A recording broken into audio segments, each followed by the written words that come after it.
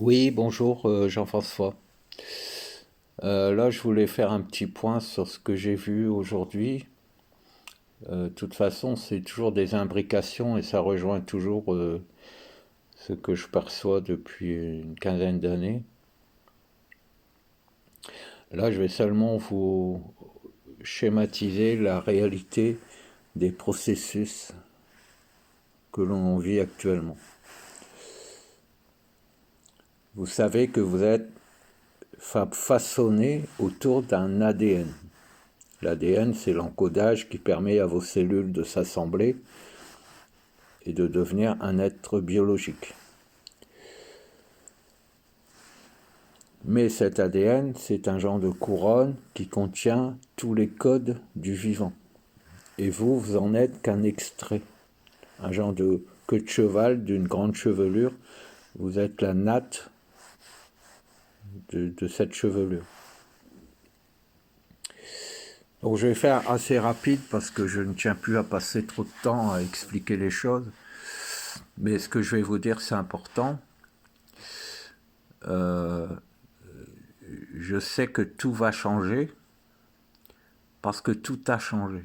C'est-à-dire que les conditions dans lesquelles les processus de vie engendrent la vie, la maintiennent vivante et la font évoluer ont changé depuis quelques heures.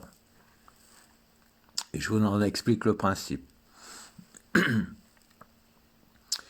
La première clé qui vous expliquera la suite, c'est que imaginez que votre corps soit façonné à partir d'un gigantesque voile horizontal. Je vais le mettre horizontal pour que ce soit plus simple à comprendre. Un gigantesque voile horizontal qui contient absolument toutes les informations cosmiques de tout principe du façonnage de chaque particule, de la transformation de chaque atome, de toute alchimie, etc. Et de tout ADN, de toute génétique, de tout ce qui fait que la vie existe. Et de tout le reste en fait. Donc la connaissance absolue. Imaginez que ce soit un voile cosmique qui descende sur vous. Et vous, vous êtes un peu comme une mythe qui vient consommer, comme c'était un genre de fibre que de barbe à papa. Vous consommez, votre corps consomme tous les éléments premiers qui lui sont indispensables pour qu'il reste en cohérence. Et ça se passe à chaque seconde. C'est ce qui fait l'énergie, c'est ce qui fait la vie. Tout ce que votre corps n'a pas consommé, c'est en fait le reste du voile, c'est le reste de l'information, c'est le reste de l'énergie. Ça doit devenir quelque chose. C'est-à-dire que soit ça retourne au niveau du cosmos et ça n'a pas été utile, donc ça n'a pas créé d'expérience, soit c'est piégé par d'autres matières, ça devient des animaux, ça devient des plantes, ça devient des pierres, ça devient la terre, ça devient la mer, ça devient tous les éléments. Donc vous êtes, vous, en quelque sorte, le négatif de tout le reste. Vous êtes la partie négative de tout ce qui n'est pas vous. Mais à chaque seconde, descend sur Terre les éléments de l'absolu, c'est-à-dire de tout ce qui pourrait exister est contenu dans ce voile qui descend sur vous. Que ce voile soit déformé par la rotation terrestre, etc., c'est un autre sujet.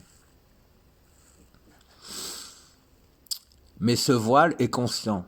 Enfin, il n'est pas conscient, mais il devient conscient à votre contact. Ça veut dire que si ce voile, c'est la conscience absolue, elle est endormie, bien qu'elle soit à la perfection, Et justement, parce qu'elle est la perfection, elle ne peut pas être consciente d'elle-même. Elle descend sur vous, votre corps prend la part, non pas qui lui revient, mais la part qui lui est nécessaire pour devenir votre corps biologique, à chaque seconde. Ça crée un trou, une multitude de trous dans la toile, dans le voile, et le voile prend conscience de lui-même, mais au moment où il prend conscience de lui-même, il est forcé de devenir autre chose. Et là, il se sent enfermé.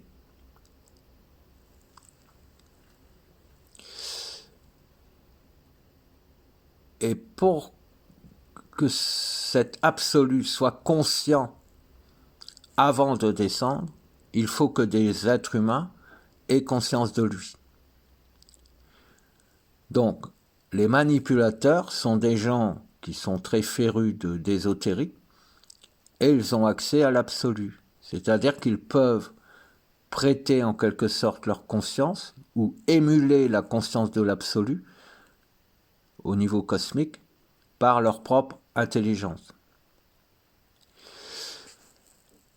Puis, l'absolu, ce qu'il veut, c'est rester conscient, être conscient qu'il vit.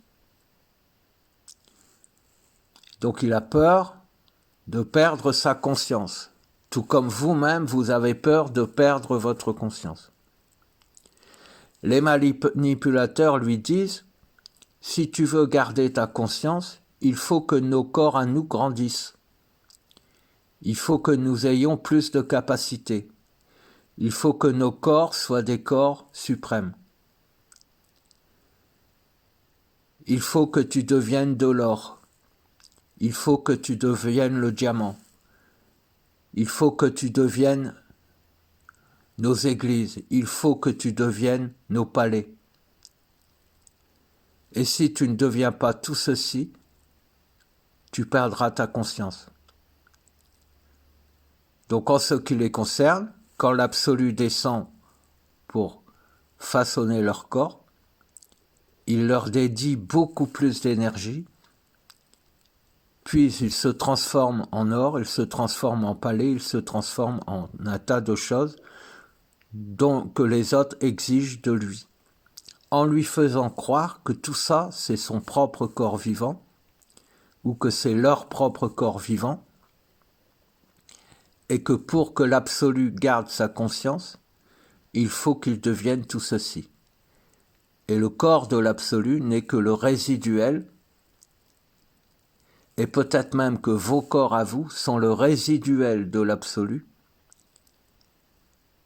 et qu'il peut devenir votre corps après qu'il soit devenu leur corps à eux et leur richesse.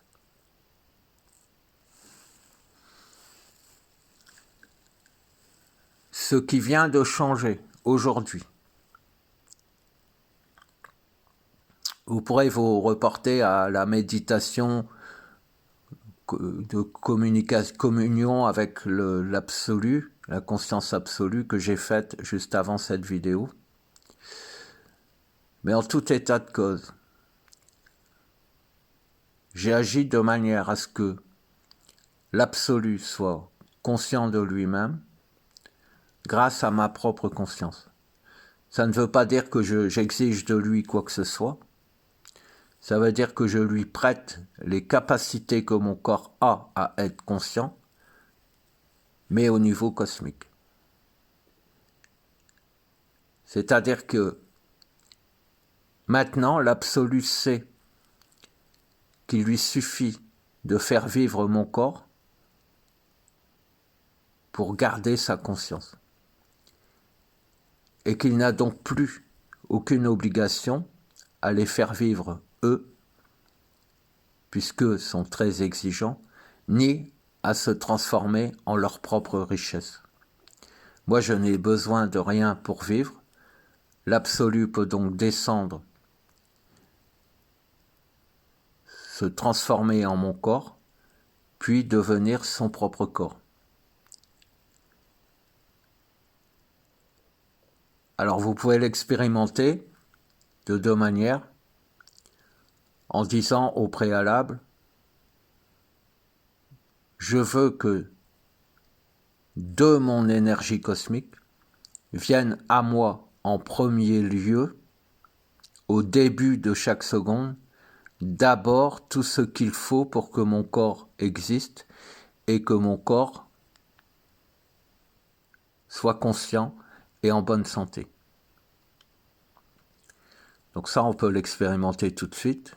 Donc, on va créer une accélération du temps pour les particules qui sont absolument indispensables pour que votre corps soit en bonne santé. Et ça, on va le faire descendre maintenant.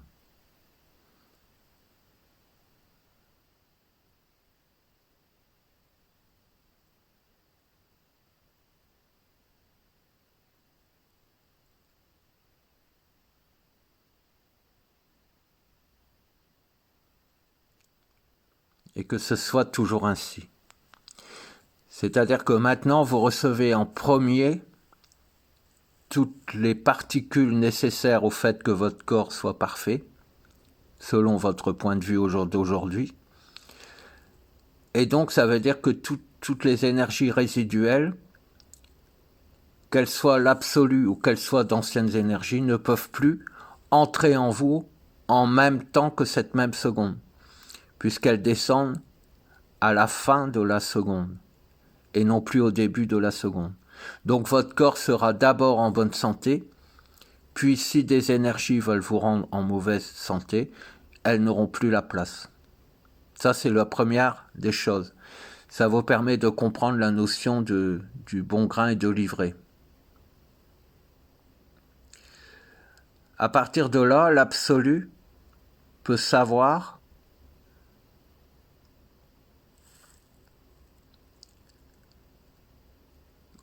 quoi de ce qu'il contient quand il démarre son voyage cosmique vers vous. Il sait en premier lieu ce qui vous sera dédié lorsqu'il aura atteint la Terre et ce qu'il pourra utiliser pour lui-même. C'est-à-dire que la forme de votre corps se façonne d'abord dans le voile de l'absolu. Tout descend.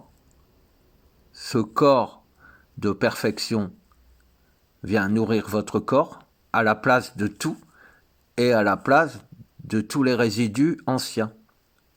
Donc votre corps est rénové à chaque seconde. Mais en plus, l'absolu peut en déduire tout ce qu'il ne vous est pas nécessaire et qu'il peut lui-même devenir et avec quoi il peut façonner son corps.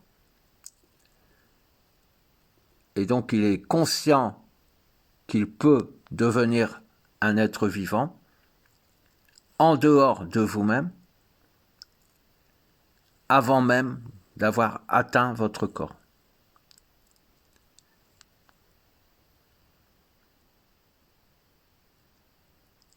Et moi, je suis allé plus loin, c'est-à-dire que j'ai dit, je veux te voir, je veux savoir que tu vis et je veux savoir que tu peux devenir tout ce que tu veux devenir. J'en ai eu la confirmation. Et à partir de là, j'ai dit,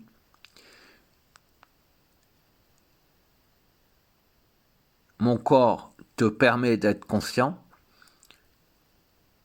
Si tu parviens à faire en sorte d'être conscient par toi-même, j'accepte que mon corps disparaisse.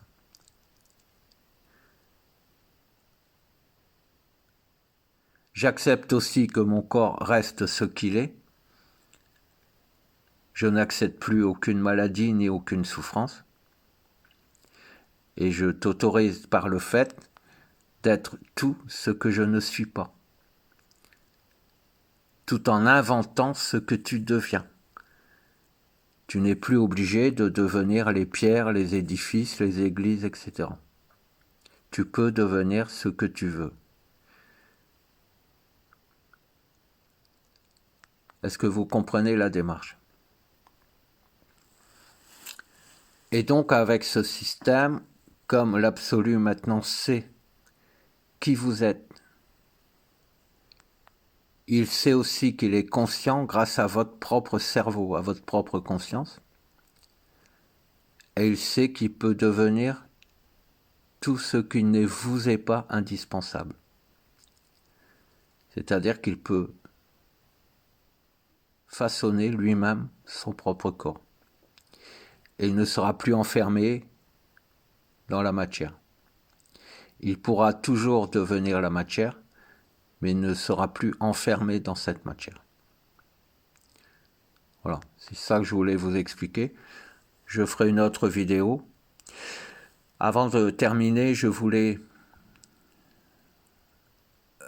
proposer à la conscience absolue, en fonction de ce que je viens d'expliquer, qu'elle vous fasse ressentir sa présence en vous, maintenant.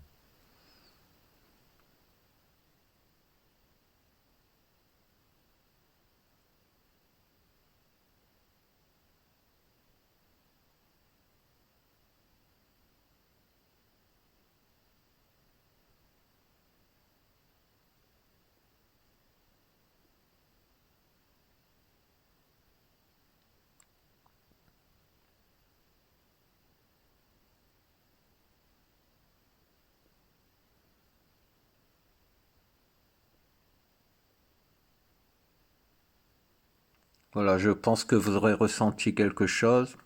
Elle viendra en vous, autour de vous, elle viendra visiter votre corps pour vous la sentirez un peu comme un super vide.